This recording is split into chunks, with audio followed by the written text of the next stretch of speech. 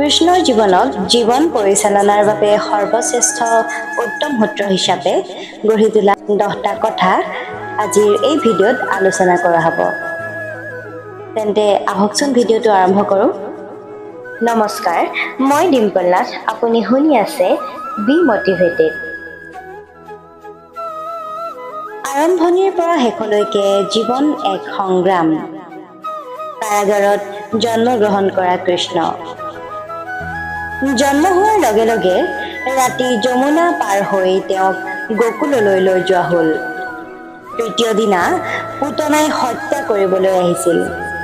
ইয়াৰ পৰা আৰম্ভ হোৱা সংগ্ৰাম দ্বাৰকাৰ শৰীৰ এৰি যোৱাৰ আগতে ডুব যোৱালৈকে চলি থাকিল।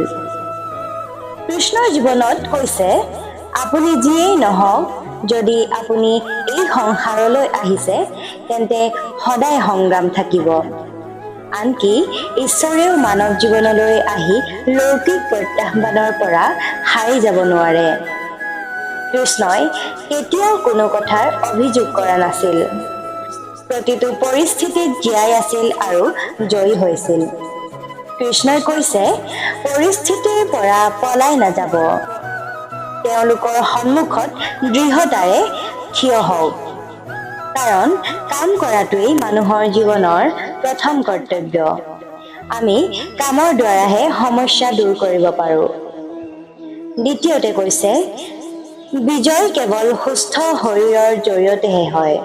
কৃষ্ণৰ শৈশৱ সময় মাখন আৰু চেনিৰ মিঠাই খাই পাৰ হৈছিল। আজিও আমি খাদ্য আগবঢ়াইছোঁ, কিন্তু এই চিনটো বেলেগ কথা। খাদ্য ভাল, বিশুদ্ধ আৰু পুষ্টিকৰ হ'ব লাগে। শৈশৱত শৰীৰে ভাল পুষ্টি লাভ কৰিলেহে মানুহ ডাঙৰ হ'লে সাহসী হ'ব। যদি শৰীৰটো সুস্থ কৰি ৰাখিব বিচাৰে তেন্তে সৰুৰে পৰাই মনোযোগ দিব লাগিব।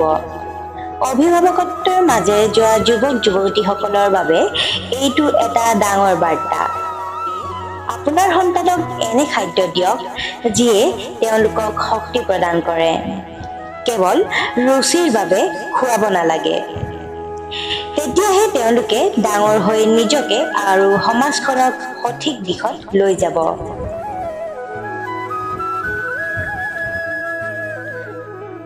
অধ্যয়ন কিতাপৰ দৰে হ'ব নালাগে। ই সৃষ্টিশীল হ'ব লাগে। মধ্যপ্ৰদেশৰ উজ্জয়িনত থকা সন্দীপনী ঋষিৰ আশ্ৰমত থাকি কৃষ্ণই শিক্ষা সমাপ্ত কৰে। কোৱা হয় যে তেওঁ 64 দিনত 64খন কলাৰ জ্ঞান আহৰণ কৰিছিল। বৈদিক জ্ঞানৰ বাহিৰেও তেওঁ কলা শিকিছিল। শিক্ষা এনেকুৱা হ'ব লাগে যাতে ই আমাৰ ব্যক্তিত্বক সৃষ্টিশীলভাৱে বিকশিত কৰে। সংগীত, নৃত্য, যুদ্ধকে ধৰি 64 কলা কৃষ্ণৰ ব্যক্তিত্বৰ অংশ। শিশুক শূন্য জ্ঞানেৰে ভৰাই নিদিব। এনে শিক্ষা ব্যৱস্থা থাকিব লাগে যাতে তেওঁলোকৰ সৃষ্টিশীলতাই নতুন মাত্ৰা লাভ কৰে। জীৱনটো সম্পৰ্কৰ কথা। সম্পৰ্ক অবিহনে একো নাথাকে। গোটেই জীৱন কৃষ্ণই যিসকলক তেওঁ নিজৰ বুলি গণ্য কৰিছিল তেওঁলোকক হৃদয়ৰ পৰা কেতিয়াও এৰি থৈ যোৱা নাছিল। মহাভাৰতে কয় যে তেওঁ অৰ্জুনক যৌৱনত লগ পাইছিল, কিন্তু অৰ্জুনৰ সৈতে তেওঁৰ সম্পৰ্ক সদায় তেওঁৰ মনত আছিল। সুদামা হওক বা উদ্ধৱ হওক, কৃষ্ণই যাক নিজৰ বুলি মানি লৈছিল তেওঁ গোটেই জীৱন সহযোগ কৰিছিল। কৃষ্ণই সম্পৰ্কৰ বাবে বহু যুদ্ধ কৰিছিল, আৰু বহু যুদ্ধ কেৱল সম্পৰ্কৰ জৰিয়তেহে জয়ী হৈছিল।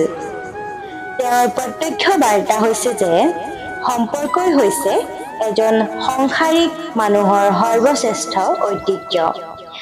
যদি কাৰোবাৰ সম্পৰ্কৰ জ্ঞান নাথাকে তেন্তে সেই ব্যক্তিজন পৃথিৱীৰ বাবে অসাৰ। ই প্ৰয়োজনীয়। গতিকে নিজৰ সম্পৰ্কবোৰ মনৰ পৰা নহয়, হৃদয়ৰ পৰা জীয়াই ৰাখক। নাৰীৰ প্ৰতি সন্মান সমাজৰ বাবে গুৰুত্বপূৰ্ণ। সেয়া আছিল অসুৰ নৰকাসুৰৰ আতংক। তেওঁ প্ৰায় 16,100 মহিলাক নিজৰ ৰাজপ্ৰসাদত বন্দী কৰি ৰাখিছিল। নাৰী ধৰ্ষণ কৰি তেওঁ আনন্দ লৈছিল। কৃষ্ণই তেওঁক বধ কৰিলে, সকলো মহিলাকে মুক্ত কৰিলে। কিন্তু সামাজিক দুষ্টতা তেতিয়াও আছিল। সেই মহিলাসকলক আপোন কৰি ল'বলৈ কোনো নাছিল। তেওঁৰ নিজৰ পৰিয়ালৰ লোকে তেওঁক দুষ্ট বুলি গণ্য কৰি পৰিত্যাগ কৰিছিল। এনে অৱস্থাত কৃষ্ণ আগবাঢ়ি আহিল।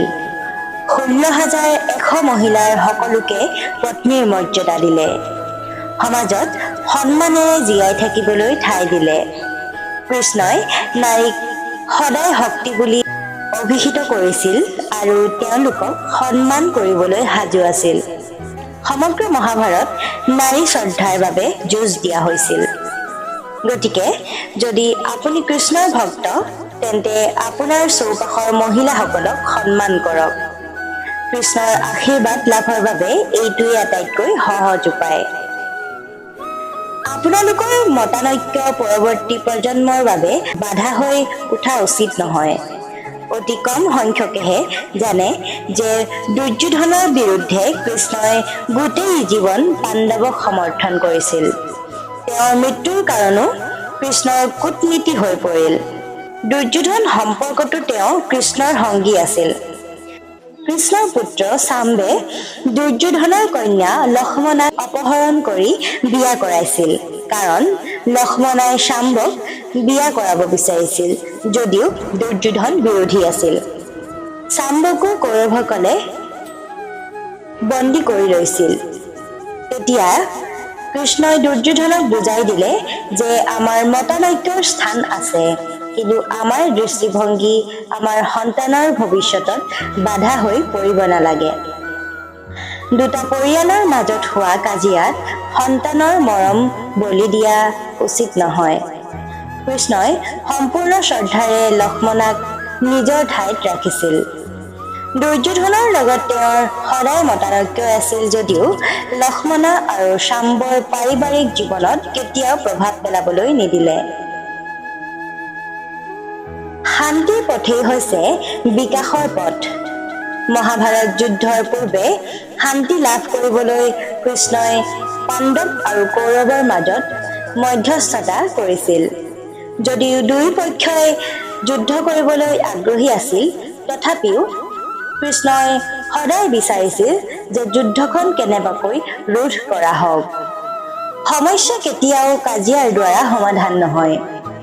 শান্তিৰ পথ অনুসৰণ কৰিহে আমি সমাজৰ গঠনমূলক বিকাশ সাধন কৰিব পাৰিম।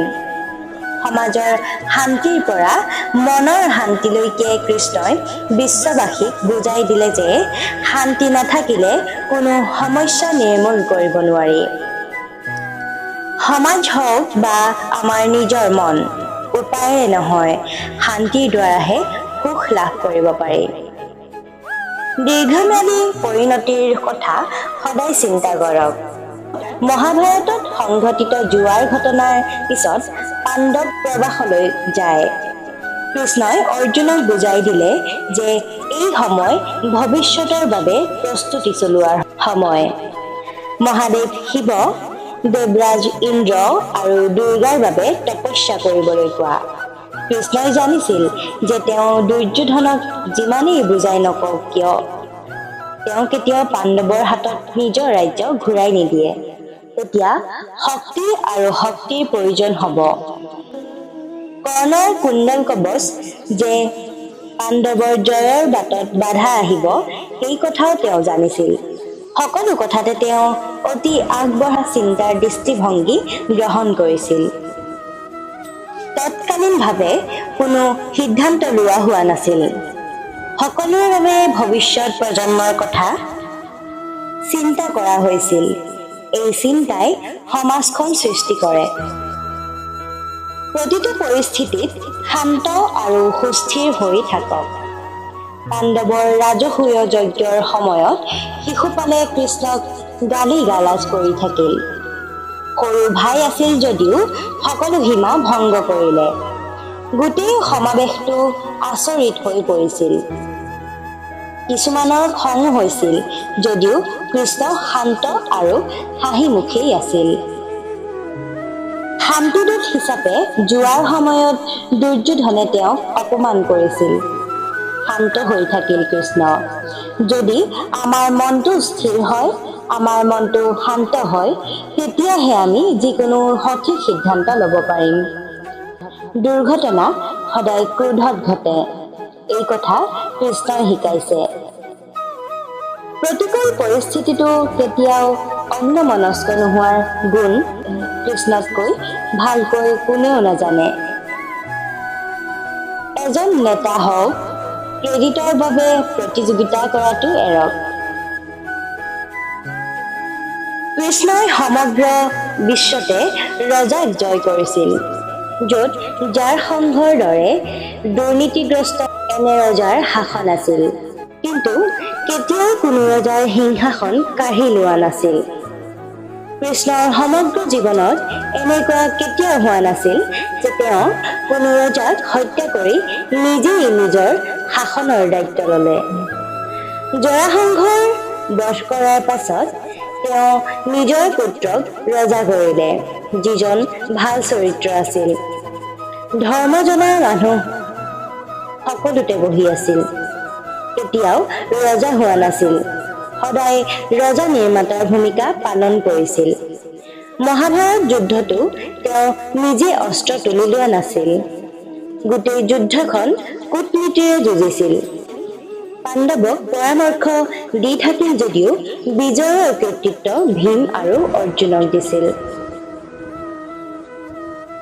ভিডিঅ'টো যদি চাই ভাল পালে তেন্তে লাইক, কমেণ্ট, শ্বেয়াৰ কৰি দিব আৰু লগতে যদি আৰু এনেকুৱা ভিডিঅ' চাবলৈ বিচাৰে তেন্তে আমাৰ চেনেলটো ছাবস্ক্ৰাইব কৰি বেল আইকনটো ক্লিক কৰি দিব। ধন্যবাদ।